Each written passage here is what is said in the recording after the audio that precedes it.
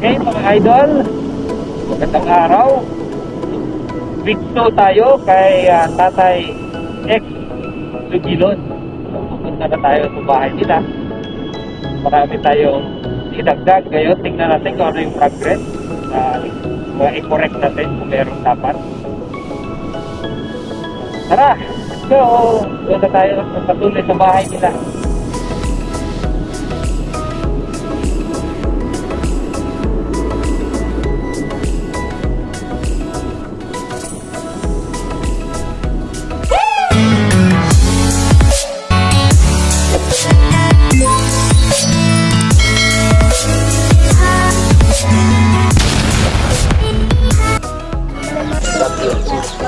Yan, mga apo niya, anak niya, so, andito tayo kay Tatay X. Ayan, kinakabit na yung paa niya.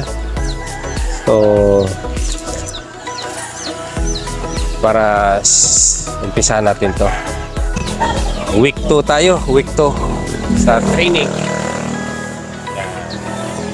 Yung isa is meron siyang tuhod, yung isa is wala.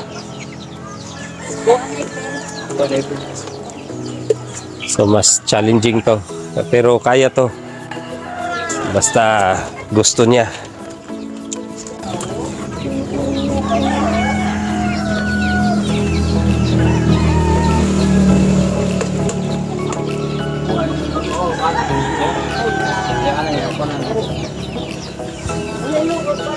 Gabi, moro doon basta bago tiga.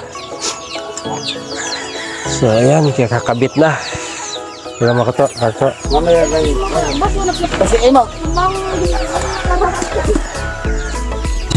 So kung mapapansin nyo mga lods,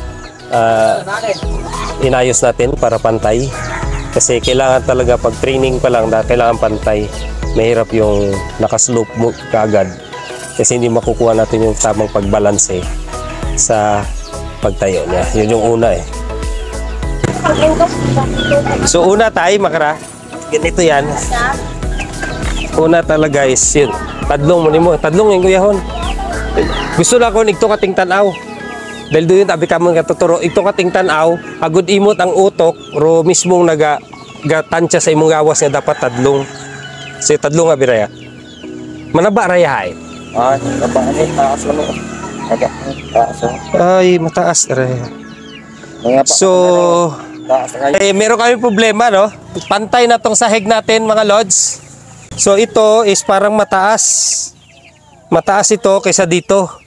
Ayan, no? Kung mapapansin nyo, gusto sana natin na itama yung posture kaagad. Kung hindi makakanuli, yung kapito din ang araw, ay pantay. Hindi ako karaya, putuwa na ito. Nira ko katingon. Dapat tadlong magmukha. Oo, dapat tadlong ano yun. Ay, kung tadlong ka. So, kita ninyo, tadlongon ko. Nakatayo na ng straight. Pero ito ang problema, yung mga technician nating kakilala sa walk. Baka nanonood kayo mga sir.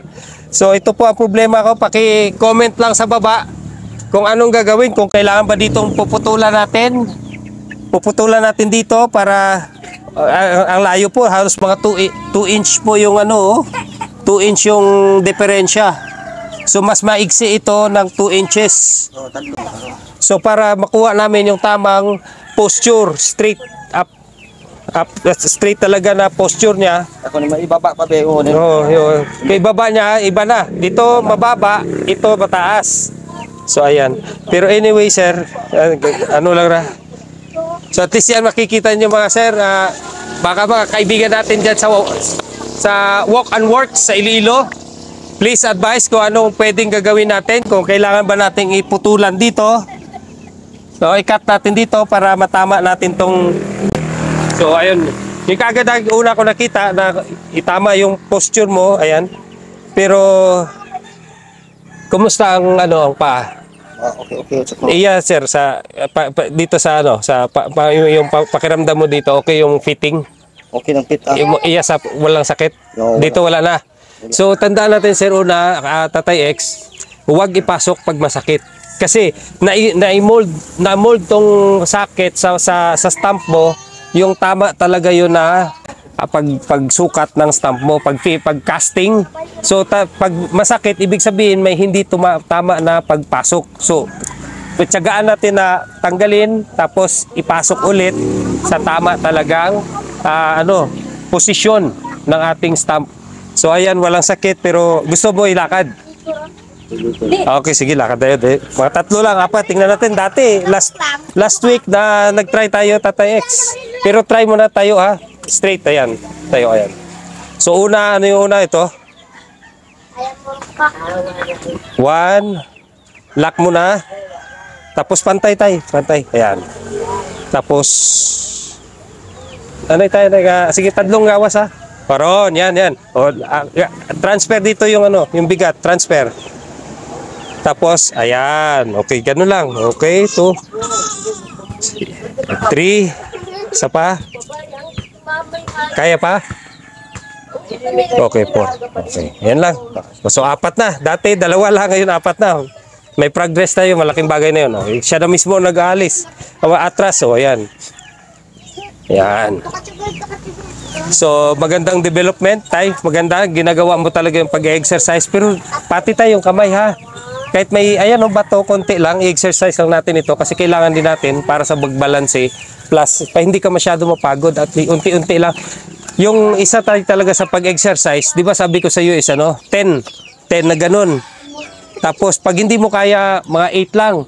So, pag makuha mo na yun ng 10, pahinga ka. Tapos tayo, importante is deep breath na 10. Ganyan, no? 10, tapos pahinga muna, tapos saka umanda yung exercise kita. Kasi kailangan natin yung oxygen para sa ating muscle at saka sa ating lungs para meron tayong energy para pagtayo at paglakad. So we need oxygen talaga. Pero malaki, may bagong development kita, parang gagamay mo na yung paano? Nagagamay mo na talaga siya. So yan ang week 2 natin mga idol. So kay Tatay X, so magandang may progress tayo, dagdag siya 2. Pero yung problema natin ito, ano ba mga sir? Kailangan ba natin tong putulan dito para maipantay? Sabihin nyo lang po. Kasi hindi natin ito mapuputulan dito eh. Naka-permanent na tong sa baba. Ang pagkakaalam ko ito lang kasi pwede natin tanggalin yan. Meron naman akong gamit.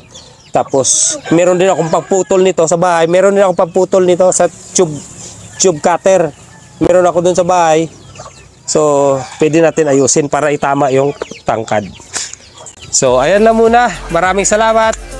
God bless you all. Bye-bye.